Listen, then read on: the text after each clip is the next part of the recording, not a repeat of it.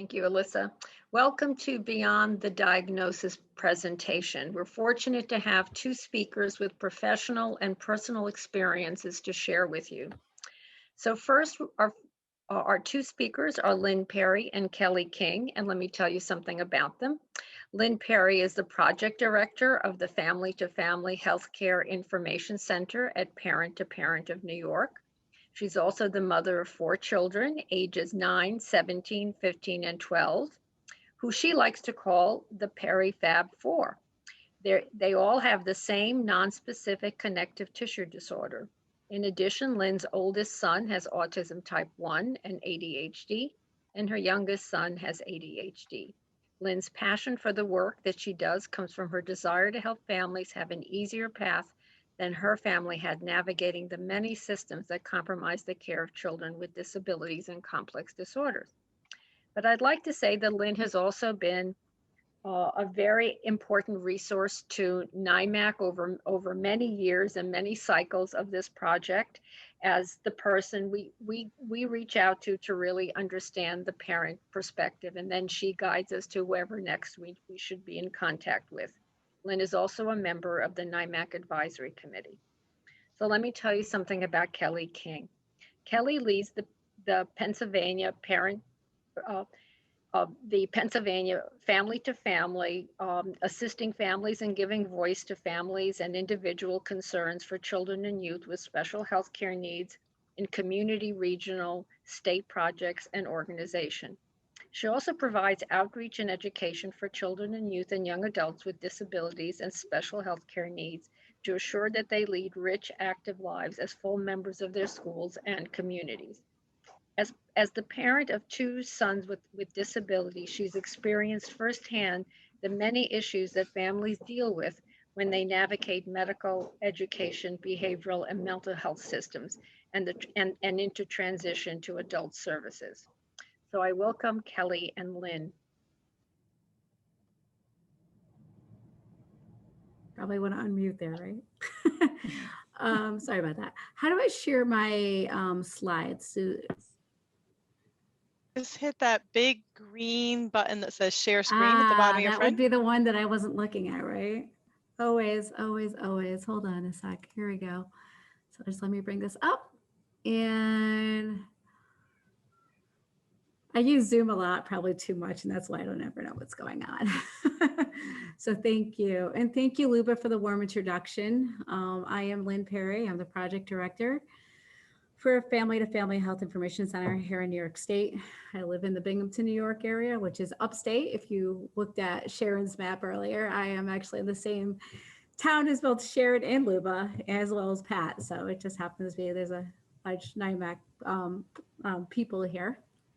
So I'll let Kelly say hello to you as well, and then we'll get started.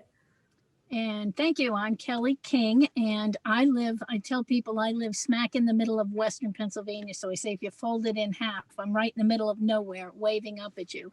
And I am in charge of the Family to Family Health Information Center in Pennsylvania, which is housed through the Peel Center, which is the Parent Education and Advocacy Leadership Center. All right. All right, we have no disclosures. We're going to both tell you a little bit about the organizations that we work for very quickly. And I just want to say it was nice to hear Jeanette's voice. I haven't seen or heard Jeanette in a while, so it's always nice to hear those friends from other states. So it was good to hear from other people. So I'm just going to give you a quick introduction to Parent to Parent of New York State. Here is our mission statement. We, Parent to Parent of New York State, build supportive network of families to reduce isolation and empower those who care for people with developmental disabilities or special health care needs to navigate and influence service systems and make informed decisions. What this basically says is we are really about the parent and the caregiver. We really want to make sure they have the information they need, they feel supported to effectively advocate and make decisions for their child and their family. We also work with families and professionals on partnering so that everybody is represented during the process of a care development or implementation. And I'm going to steal Bruce Orr's words here. He's the first person I ever heard say this, but looking at nothing about us without us. So we want to make sure that everybody is at the table who's going to have some stake in the game. All right. And Parent to Parent of New York State, we are a big state, as Sharon pointed out earlier. We have regional offices throughout our state. We have a network of over 1,200 trained volunteer support parents. I'll talk about support parents later, but they also help us in some of the, because our state is so big, they help us in some of the roles, like go to outreach tables for us, do outreach tables and those kind of events for us, which is really great. They volunteer to help us, or you know, they see obviously sorry, they see value in what we offer, so they've volunteered to help us too. We have additional networking capacities with other parent-to-parent and family-to-family programs throughout the U.S. We have a website, although it's not very good right now, but it is changing. There are regional announcements, news, and events there. We are funded by the Office for People with Developmental Disabilities here in New York State, HRSA through Maternal Child Health Bureau, and various other grants. And next, oops, I went to Kelly accidentally. So introducing you to the Perry Fab Four, which I feel like a lot of our people from NIMEC has watched these guys grow up because I've been around for a while. This picture kind of makes me giggle. It was taken last year during our COVID, during the first stages of COVID, where kids weren't in school and everybody was socially or physically isolated. So I have a friend who went around and took pictures of families within our, you know, within our school district. And this was our family. I say the Perry Fab Four, but obviously here is myself and my husband, Brian. And then the seventh member of our family is our dog, Maggie. And then the kids, who always let me talk about them. They wrote little notes in my presentation sheets for me to make sure that I knew they supported me, and I have their encouragement all the time. So I'm going to go right to left. On the right is my daughter, Erin. She is 19 and a sophomore at John Jay College in New York City, majoring in forensic science and with a concentration in toxicology and criminalistics. Next is Aiden. He is 17, sorry. He's 17, a junior in high school, has career aspirations of working in the New York State Assembly. He wants to study political science and minor in music. And next is Ian, who's actually the tallest of our group now. He is ninth grade, really loves video games and technology and engineering, and hopes to be a video game developer someday. And then Declan, our youngest, is 12. He's wearing a baseball uniform. He loves baseball and really hopes to be a major league umpire someday. As long as we can get his vision corrected to 2020, he will be able to do that, I have no doubt. All four of these kids, as Luba said, have a genetic condition. They have a connective tissue disorder. All three boys have aortic root dilations. Aiden has the aortic aneurysm. He also has autism type 1 and ADHD, and Declan has ADHD. Our journey to find a diagnosis, even like partial diagnosis, anything, was very long. 21 months, 4 hospitals, 3 states, and 7 specialists. They weren't all genetic. Some of them were neurologists, developmental pediatricians, and genetics was the other one. And it took us a while to find it. And it was just that one phone call with the right genetic counselor who changed our lives forever and pointed us into the direction that we needed to go to. So I'm forever grateful to that. I often feel like our persistence probably saved Aiden's life, because he was diagnosed with the aortic aneurysm when he was just 7 years old, which is really odd to have a child that young to have an aortic aneurysm. But because he was diagnosed, he's been able to manage that through medication for all these years. And he's doing great. Oops, I went the other way, sorry. And then I was here, Kelly, to introduce the Peel Center. Terrific. Thanks, Lynn.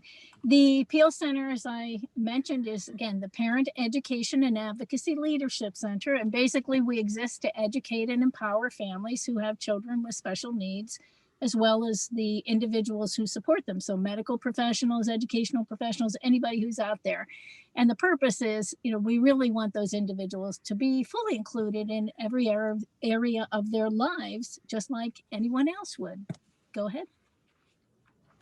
So we are similarly a staff that's comprised of individuals who themselves have some type of a disability, or we're family members of children and young people who have special health care needs.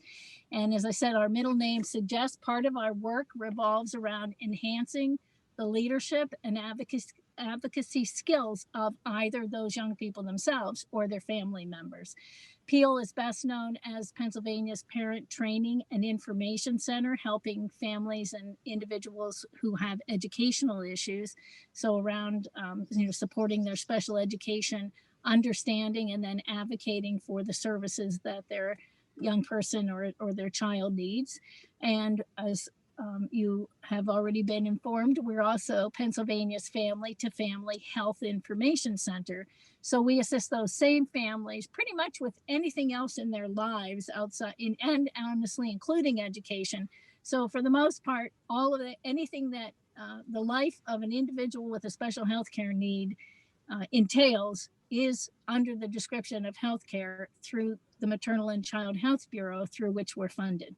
So some of the other projects that Pennsylvania Peel Center has revolve around youth transition, building networks of families, and then another one that's a special interest of a previous executive director of ours was to bring children out of congregate care settings and back into some type of family living arrangement with appropriate supports so that they can be raised in a family where kids should be.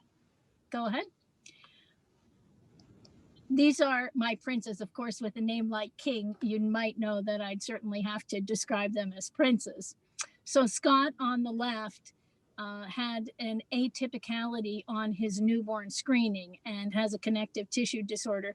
He has fellow students. He's just graduated from Slippery Rock in exercise science and has a double major in professional writing.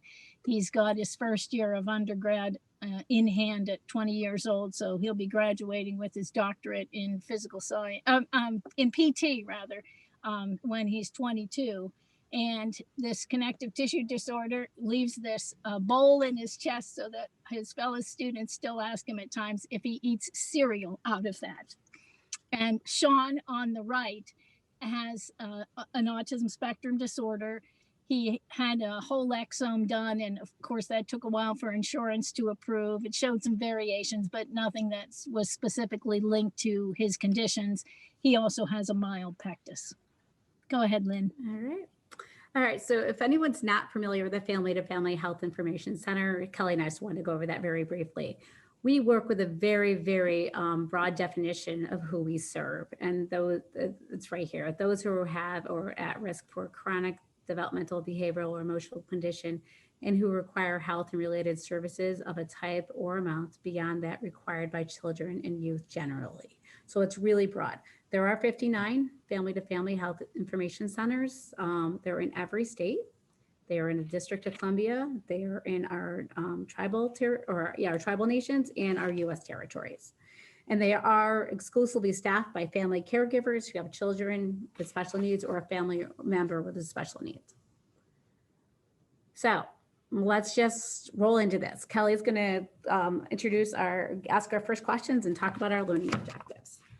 Great. Now, Lynn, my only problem is I think you have to stop sharing the screen so we can see everybody, because what we'd like you to do is to be actively involved here.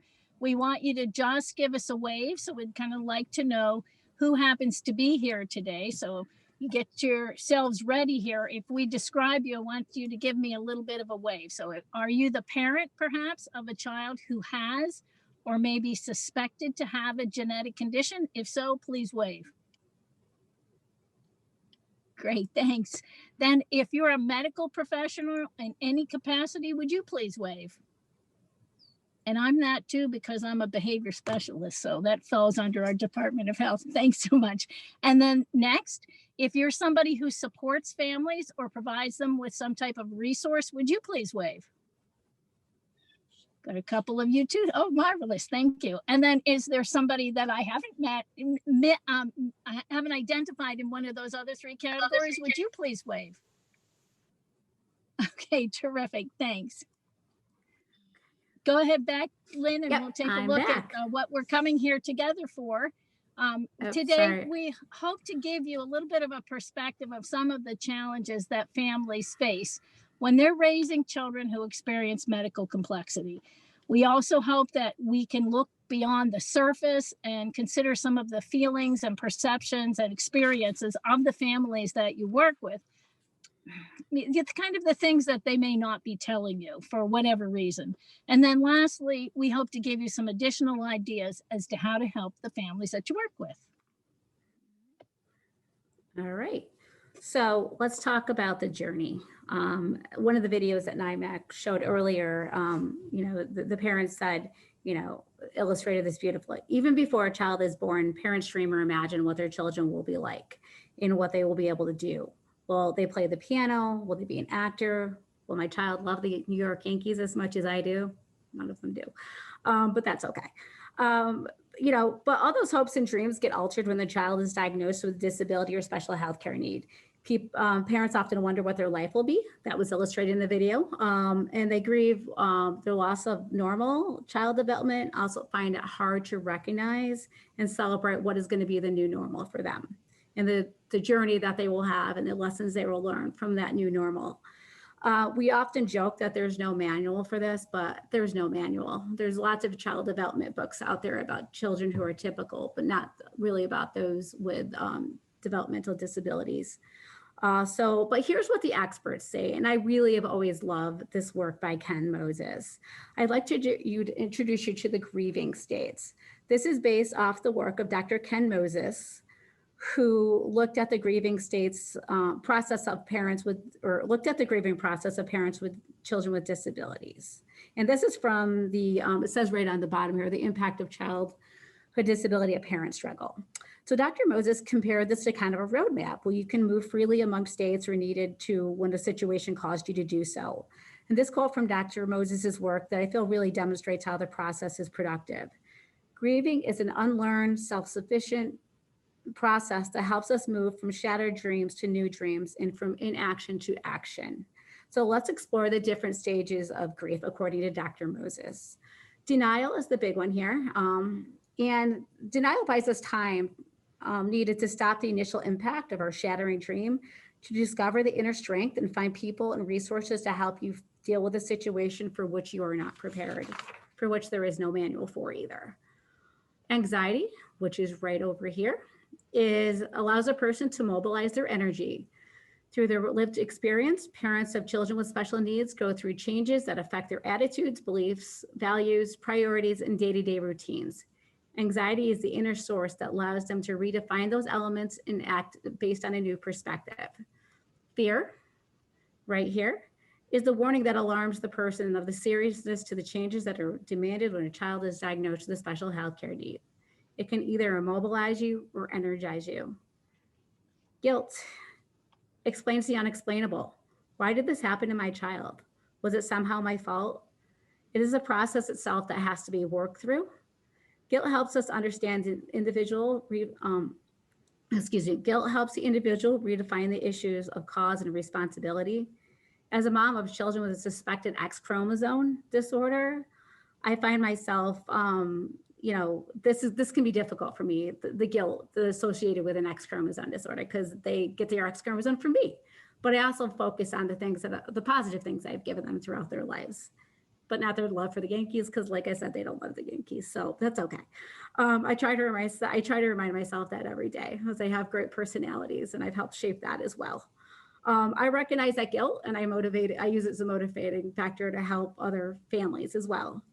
Depression is needed in order for a person to work through issues and define what they see as competence and value in their personal situation, but not anyone else's. Fear turned inward. The low of depression gives you something to climb out of. It can be the darkest of winter that allows you to appreciate the spring, the lowest of lows when your child is not developing at the pace with others around them. And certainly the highest of highs when they accomplish something on their own, in their own time, in their own way. Anger helps a person rethink and restructure beliefs concerning fairness and justice in dealing with their loss of the expected child. It's also provided the energy to get things accomplished, the strength to fight the fight. I've always loved this model and its fluidity to feel. Different situations cause different emotions that you can leave you feeling all these things, and you can travel to and find ways to be productive with your feelings. It's not linear because life is not linear. And Kelly's going to talk about some challenges that families face. Thanks, Lynn. It isn't uncommon, as Lynn already mentioned, that families experience some guilt, and again, not necessarily the once and done feeling, but recycles and can be triggered by a comment, perhaps something that you say, a memory, or an experience in the future. Sometimes we just don't know that we have what it takes emotionally, physically, relationally to raise this child that we've been given. We have to juggle all of regular life, the household, the family things that everybody else has to juggle. And then we have to deal with the additional issues related to our child. Carving out time for our other kids can really be a challenge. So when your living room turns into your therapy room, how do you relax? How do you unplug and unwind and take care of yourself? We often have to snatch moments with our other kids when one of them is getting a service or a therapy. And as important as it is, care for ourselves is very often the last thing we do. So what can you do to help parents in this area, as you work with them? I often tell the story of my husband's grandmother, who at 8 years old had to take care of all of her siblings because they lived in the last flu epidemic. And about 2 miles from me, her mother cared for the rest of the family who were suffering from the Spanish influenza. And after she got done doctoring them, she laid down and died, leaving my husband's 8-year-old grandmother to take care of the rest of her family for the rest of her life. The 7 other siblings, a set of 1-year-old twins, and their mother was now gone because she didn't take the time to take care of herself. All the rest of them lived, and she was now gone. So, when you think about that, what is it we can do to help families to care for themselves? Think about the family stressors. The statistics show that 75% rather, married couples who are parenting a child with special needs end in divorce. That's attributed to the stress of caring for the child with special needs. And as Lynn reminded you, there's not a manual. Parents are left to second guess, third guess. Hey, this is tough. Sibling rivalry is common, but this rivalry isn't your typical sibling rivalry. It can be really hard to accept less time, less attention than you've become accustomed to. And I've seen this in working in behavioral health. It primarily is an issue with older siblings because they were used to life. And then this child with special needs comes along, and what they were accustomed to is now gone. So there's often jealousy, resentment. They have a sense of loss and sometimes embarrassment because of behaviors or the needs of their sibling. They may act out at home, they may act out at school. How do you help them to realize their own sense of loss, to deal with that, to adapt to a new life, and then to recognize that there are good things that their sibling brings with them? Extended family is certainly a big challenge in my life. They don't always educate themselves or want to be educated in ways that are helpful and not judgmental of us. Are they going to recognize how they can step in and help a sibling? And do they act on the knowledge that they do have? Do they recognize that some of their old school ways from the past are frequently not effective and not relevant in our caring for our children? In considering employment, how do you maintain a job so that you can keep health insurance while you have to get your child to multiple medical appointments, therapies, have coverage for your other children? What about when your child's home sick from work and you can't get there? What if they have to be hospitalized? How do you leave your job? What are your options? The insurance itself, the high deductibles, co-payments, medical expenses that may not be covered by your insurance just contribute to your financial stressors. That, with the added cost sometimes of travel, loss of income from not just loss of work, but perhaps you had to take reduced work or take a job that's different that doesn't pay as well. Those all create hardships for us. Go ahead to the next slide, if you would, Lynn. Thanks. So navigating systems, as well as I know systems, when my son moved to adult healthcare, it was a maze that I had to learn all over again because things change, not only system to system, but from age to age. You see multiple providers, so scheduling can be a challenge. Is there somebody that can help with that? Are the providers sharing the material? Who's reading the reports? Who's going to make the call to me? Who's going to watch your other kids when you have to have one that's hospitalized or you have a distant appointment? Where are you going to stay? How's that going to be paid for? When your insurance does deny something, how do I navigate that? Are there resources that can help? How do I find those? I mean, it can be a real challenge. What does your child qualify for in these systems, and how do you navigate them? How do you understand the rights and responsibilities? If you haven't had any experience with special education, it's a whole new world. I didn't sign up for this. It isn't fair. We love our kids. Like every other parent, we want what's best for them. How do we get them to the Yankees game? How do we balance mourning the loss of what was supposed to be and celebrate the joy of your child and the accomplishment that brings to your life? It's pretty hard for the dad to go to the job and brag about their child at 9 years old becoming toilet trained when the other kids are talking about their successes in Little League. So it is a difficult journey. Go ahead, Lynn. I just want to say the impact of COVID too in the last year has been really a challenge for our families with technology and telehealth and all that has been a real, but I know that's been covered by a lot of other people, but our families are really experiencing that. Oh, did I do that again? I think that's, okay. Okay. All right. I'm sorry. All right, so let's ask questions again. So next we're going to discuss things parents wish providers knew to give ideas how best to support families who may not be able to tell you exactly how they are feeling. So in the chat, I would like you guys to, and I say you guys because I'm from New York, sorry, but I would like everyone to, what is one struggle that you sense from parents that they don't tell you when you're meeting with them? So maybe a struggle there. And also if you're a parent, what is one wish, what is one thing you wish you could tell your provider during a visit that maybe you don't say because you don't know how to say it? So you can look at the, I'm going to stop sharing this so I can look at the chat to see what might be in there. There's a lot of things in the chat. And thank you, Fred. Fred just put those into the chat for me. Feeling like specialists don't communicate with one another, having to explain your child's diagnosis again and again, and fill out those worksheets. Fill out those sheets every time you go to a new specialist. Parents may feel like they're feeling their, yep, these are all really good. Difficult prognosis. Yep. I'll give you guys a couple more. I'll give you a good, hard to tell family. Balancing the needs of other children. Yeah, these are really good. All right. And all right, I'm going to go back to my presentation. Okay. So I'm going to tell you a little bit about how this next part of the presentation came together. A few years ago, I was in a meeting with Dr. Susan Fagelman of the University of Maryland. She's a pediatrician, and we were working on a CORNAT project. And Dr. Fagelman was expressing to me how difficult it could be sometimes that parents didn't follow through with appointments, and after the pediatrician had made the referrals and they weren't following through.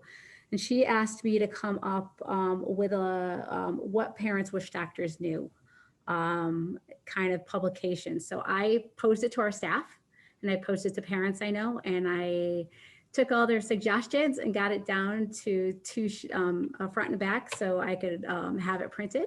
And I think Fred was I gave Fred the link for that, and I think he was gonna put it in there. So that so the purpose of coming up with this, what parents wish providers knew, was to help a physician find out, figure out why parents weren't following through with the referrals, and also just trying to support the families the best that they, to the best of her ability with some things that they may not be telling her that she would like to know.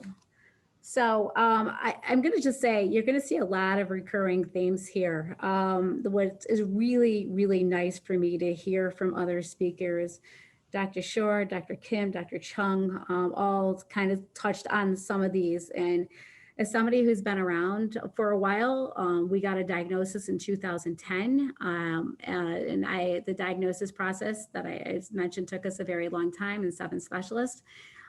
Seeing Aiden, so I'd love to see that there's much more progressive thought in how do we support families.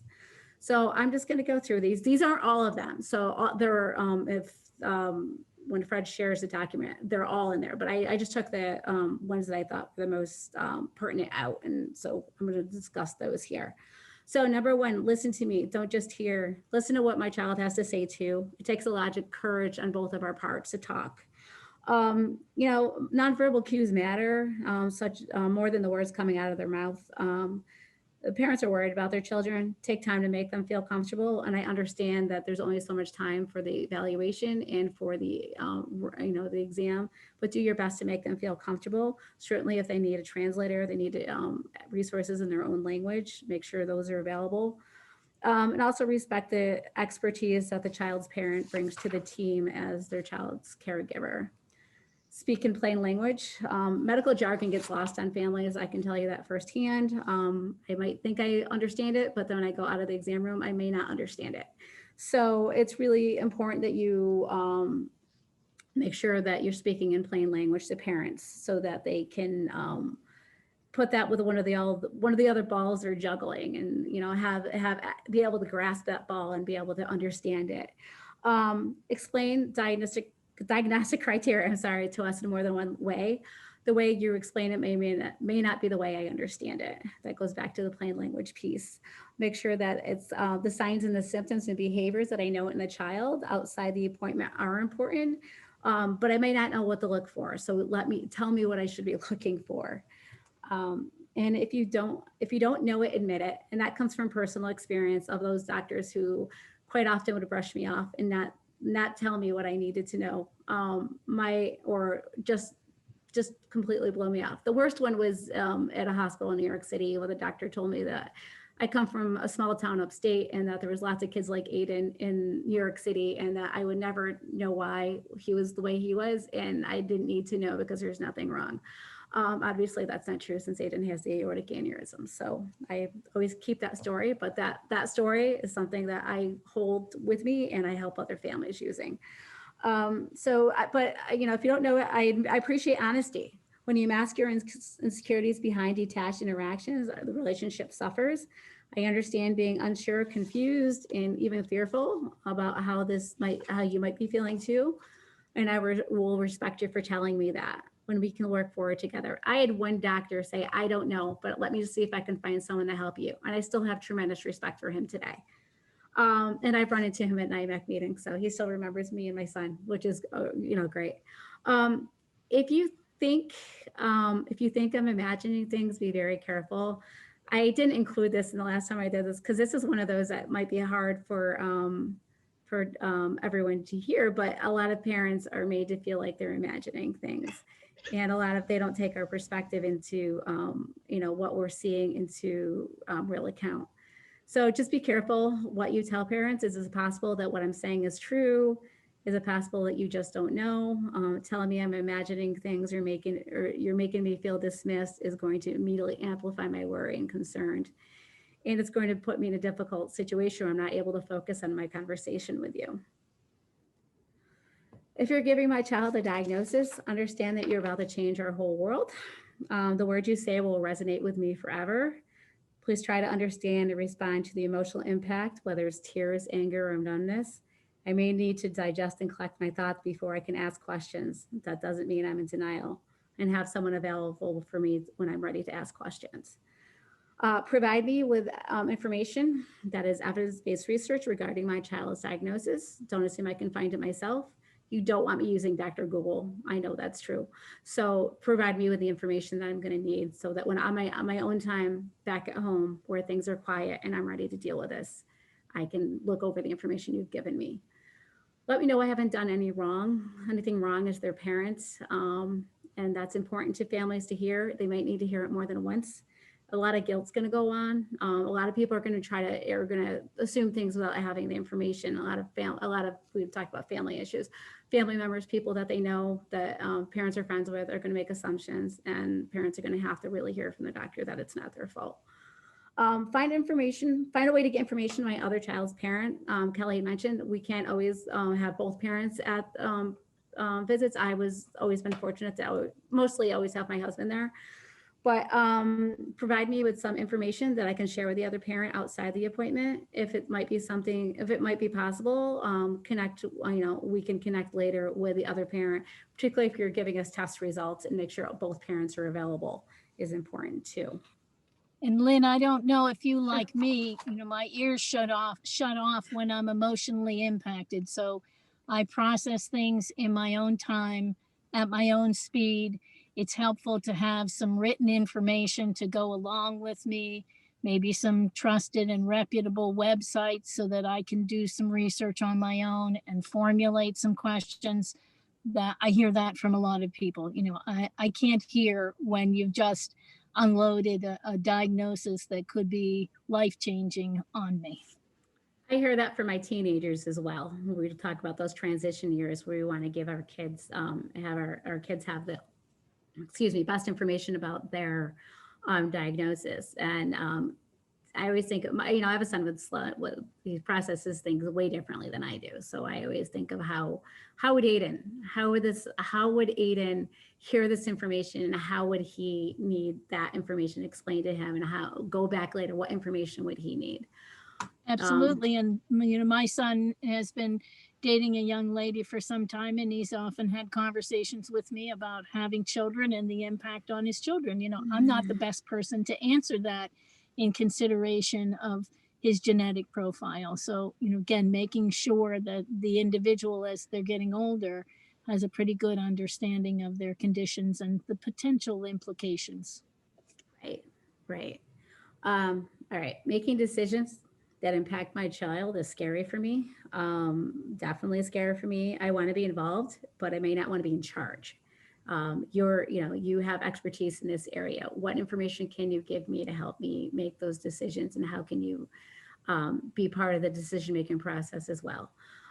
Communicate with my child's other providers. Kelly mentioned this when we were talking, because it's very difficult for all the providers to talk. We really need a medical home approach, family-centered medical home with your primary care physician in those 7 minutes, being able to coordinate the child's care. I actually have run into my child's primary care provider in the bagel section at the grocery store, who said he got the results of the echocardiogram. They look good, which was pretty funny one day when that happened. But that's not what most people's experience with. But coordinating that care is really important, and communicating with providers is definitely important. If you have questions for my adolescent child, direct your attention to them. I can't stress this enough, especially when you have children that are going to be approaching transition age. They need to be, to the best of their ability, in charge of their own health care. So that starts with knowing what their diagnosis is and how to manage it. Follow up with us. Really important to have, if there's going to be, the good, the bad, the indifferent, let us know what the test result was. Like I said, make it possible for both parents to be on the phone if it's going to be really important. I still remember the first follow-up call I got from the genetic counselor that told me, I was in the minivan, just got out of swim lessons. I'll never forget, but she said to me, this is something real. And I was like, thank you for following up with me. And I'll always remember that as one of those moments that was life-changing. Ask me how I'm doing. How is this impacting my family? I may not tell you, because I don't think I can be anything but strong, but I have to be real, and I have to be human. And if you don't ask me how I'm doing and how this is impacting my family, I'm probably going to not tell you that. And I'm going to maybe lead you in the wrong direction about how I am going to act when I get out of this room. Lynn, when you talk about the impact on a family, I recall very clearly part of the reason that we went down this path with Scott was because he was in middle school playing soccer, and he was a good soccer player, but he'd play for about 15 minutes and then he would be leaning over with his hands on his knees, unable to breathe. Because of this pectus, his lungs and his heart were all compressed onto the one side. And so, of course, he saw the geneticist, he saw the cardiologist, he saw the pulmonologist. Everybody had their perspectives. The heart was clear, the lung capacity was good, but he'd still be playing soccer for 15 minutes and leaning over because he couldn't breathe. So thinking about the impact, and have you really addressed the root issues that are impacting the individual, and are they able to enjoy the things that are meaningful in their lives, or are there other options? And then how do you coordinate all that? We are not a bunch of systems. We are a unit. And how holistically do you deal with a genetic condition that's impacting systems and the way that that's lived out in the everyday life of the individual? Yes, absolutely, Kelly. Kelly, in my experience, are a little bit, I have a son with a pectum too, but it goes out, it doesn't go in. So Aiden has got chest on one side that's a little bit larger than the other. And here's the last one about what parents wish doctors knew. And this goes back to a little bit what Kelly was just kind of touching this, which is why I advanced the slide a little bit. You know, how do you impact systems? We're not super parents. We don't have the ability to change things, you know, by ourselves. Certainly in conjunction with the other, we can try to change systems. But, you know, what you see quite often is you see a parent who's knowledgeable about their child, a strong advocate and organized. But we have our breakdown moments. We have our why me moments. I had one yesterday. Aiden's taking the SAT this weekend. We're supposed to, and now he's got to take it at school next week because he gets double time. So I was like, why me? Why am I arguing with my 17-year-old here about all this? Life is tough and unpredictable for everybody, but certainly when you have this compounding issue of a child with a disability, it's much more unpredictable. And we don't always have it all together all the time. So consider that I might need your permission to let loose a little bit and tell you how I'm really feeling. And lastly, which will go into our next segment of our presentation, understand that the best support comes from other parents who are raising children with special needs. If you walk the walk, you talk the talk, and you and can help other families. I know Kelly and I both do this, and we're motivated to help other families. And so we'll go into that segment.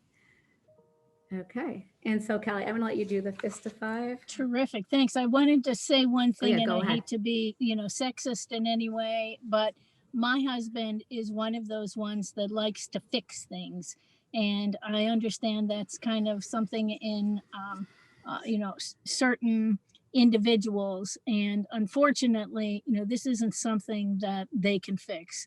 And so not only will they sometimes not want to share with you, but sometimes their frustration comes out in what could be perceived as aggressive ways. So be patient with us and be forgiving. We are just frustrated with the situation at times.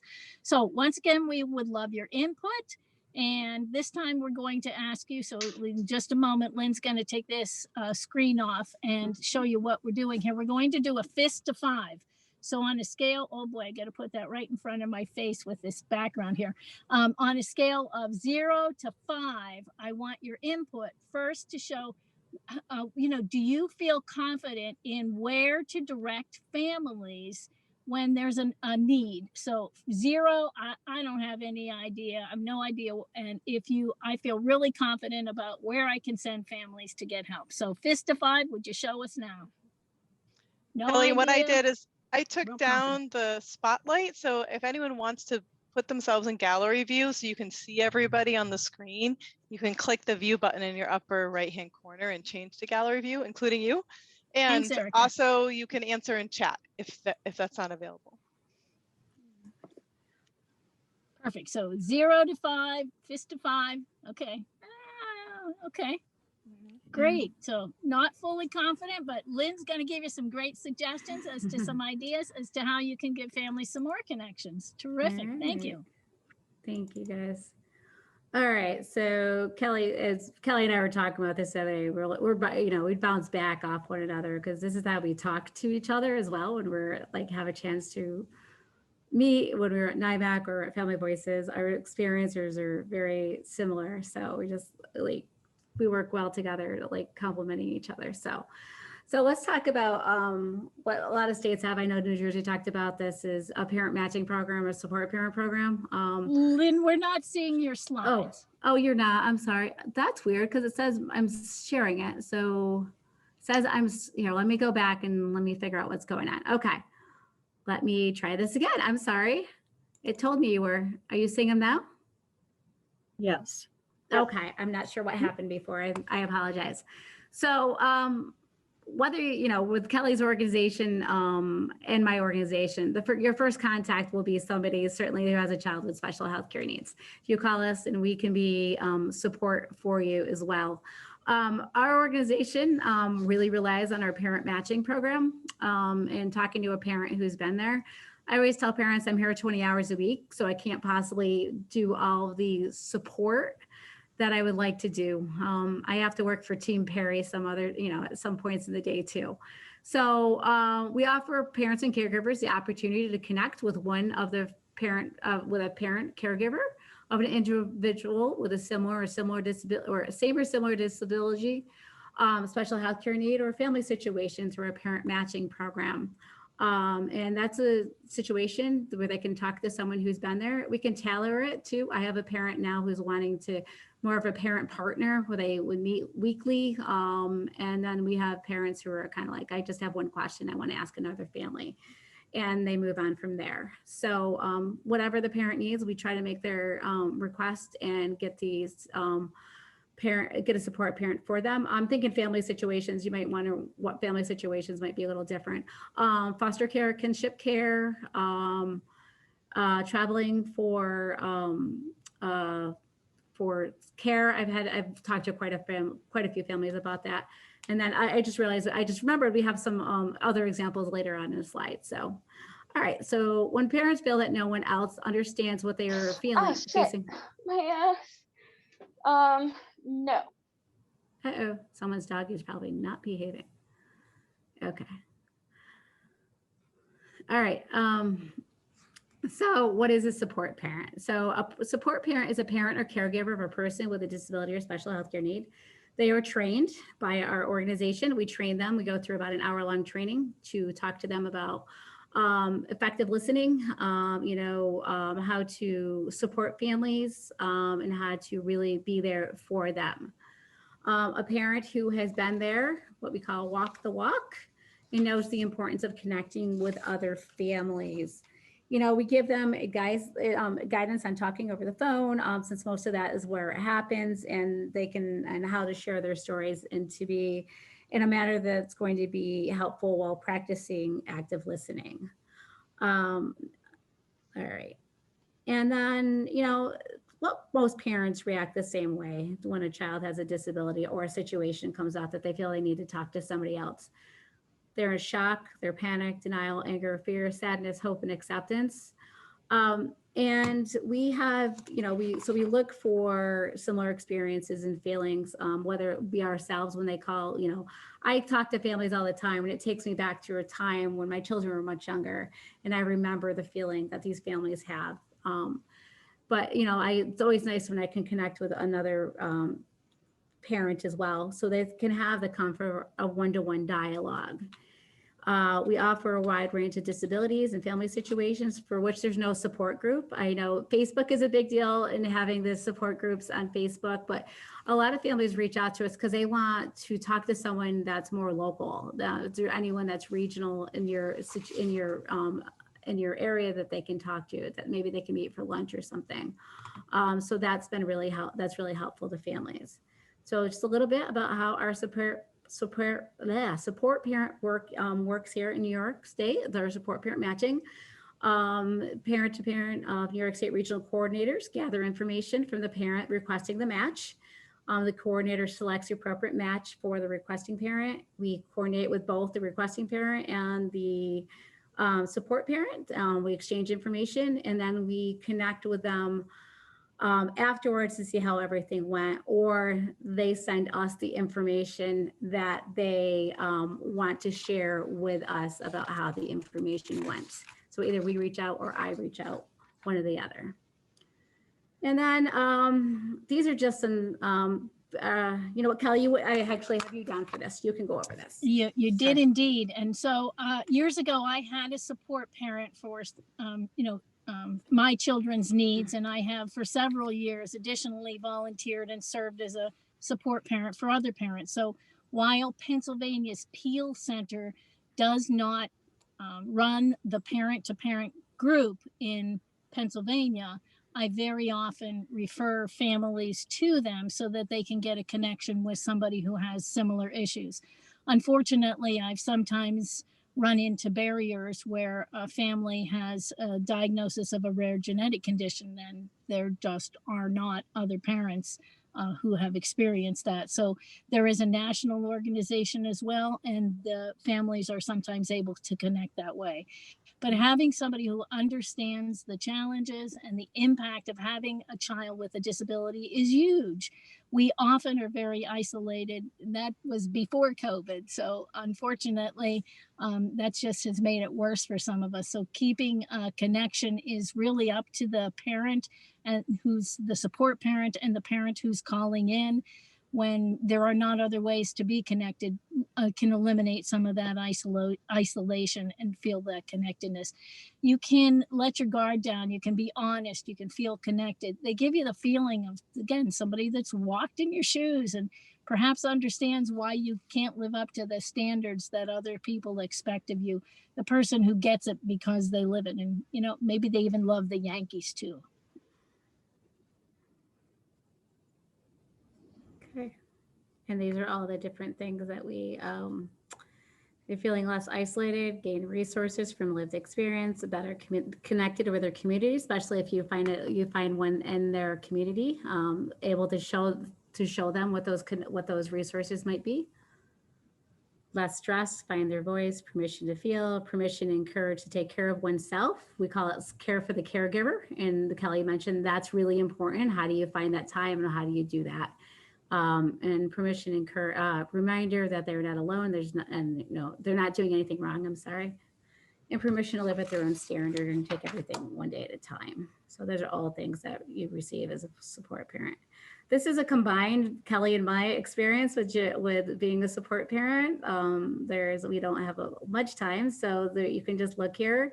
We both have kids with connective tissue disorders, so we have talked about that, and also the co-occurrence, because parents don't like the term comorbidity, of Asperger's or ADHD or autism with a connective tissue disorder, GI issues, Tourette syndrome, autism at its various levels. I talk to parents all the time, and you know, they're saying, well, my child has high functioning autism. And I was like, yeah, well, high functioning typically means there's more expected of behavior of them that they have a difficult time giving them because they there's other things that people don't see that they struggle with. ADHD, twice exceptional children. Kelly and I talked about this the other day, and the educational needs that twice exceptional children have when they can do things, when they can learn very well, but they have all these organizational needs that aren't being met and everything else, behavioral needs that aren't being met. Speech disorders, mental health, behavioral disorders, cardiovascular diagnoses. Both of us have that experience. And also I put young children in kindergarten. New York State law is 5 by December 1st. So that puts a lot of kiddos who are 4 up until November 30th, who can't stay in preschool. Their services don't continue if they stay in preschool. And I have a kid with a November 21st birthday. So I have experienced that myself and can guide parents on that as well. We're almost at the end, but I want to leave time for questions. Oops, what did we do? I got to the end and it ended it for me. But I just want to share, screen sharing has been dropped. I just want to share real quick this. I got an email yesterday. I made a parent who has been struggling. They are tired of COVID, tired of not being able to get out, and don't have the supports they need because the child's other parent is not part of the picture. And so I connected them with another parent in their area. And I got this email yesterday. I'm just going to use the parent initials because I just love how this sums it up, everything we were talking about. Hi, Lynn. Oh my God, Kay is amazing. I just spent an hour on the phone with her. That felt like 5 minutes. We are definitely two high-strung, wrapped too tight, overachieving kindred spirit moms. LOL. I love it. How incredible to talk to someone that has experienced so many of the same rare things in raising a child. I truly can't thank you enough. I don't know why it helps so much, but it does to know that there's someone out there that generally understands your life, what your days are like, and the need to work with everything you've got. Much gratitude, M. So, and then the screen share, but you can drop our emails in the chat, and you can get a hold of Kelly at the Peel Center or myself at Parent to Parent of New York State. And we welcome any questions. I have a question, Lynn. This is Sure. Liba. Hi, Luba. So, the family to family, parent to parent, family voices, you have so many resources. What is your experience of actually working with providers who want to be sure that they have the skills to take that conversation beyond the diagnosis? Yeah, that's a great question. I don't know if Kelly's experienced, but we've not as much, I guess. But I think part of it is because we're so focused on families, just because we only have so much time and so much funding, and families have always taken up a large part of what we hope to accomplish. But we always welcome the partnership with providers. There are a few that we work with that are working on various projects with us and working with them on the beyond certainly talk about beyond diagnosis. But haven't done as much as I would like. So if anybody is willing, if anybody would like me to present or talk to me, present to the organization or wherever, parent or patient groups or provider groups, or connect with me outside the meeting, I would really welcome that. We in Pennsylvania have some connection with our LEND group, so we have some input there. I just did a panel presentation to some psychiatric residents at one of our universities last week. We work in conjunction with the American Academy of Pediatrics medical home providers and have done conferences in conjunction with them and for them, trying to tackle some of these issues. So we don't necessarily deal with it directly one-on-one. While we could definitely do that, we've had the opportunity to kind of work on the fringes there. I don't see any other questions in chat. I just want to thank you both for an excellent presentation, and your experiences, personal and professional, are really going to guide all of us. So thank you very much.